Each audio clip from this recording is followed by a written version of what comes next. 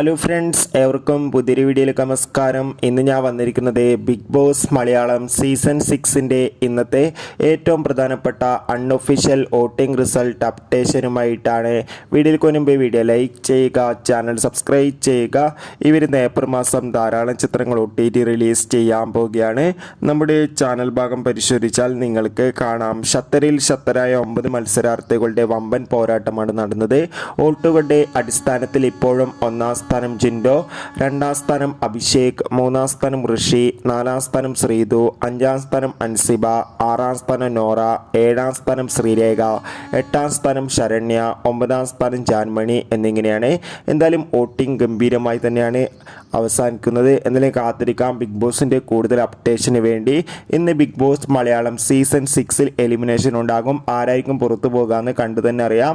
നിങ്ങളുടെ ഇഷ്ട മത്സരാർത്ഥിയെ കമൻറ്റ് ചെയ്യുക. അടുത്തൊരു വീഡിയോയിൽ കാണും വരെ ബൈ.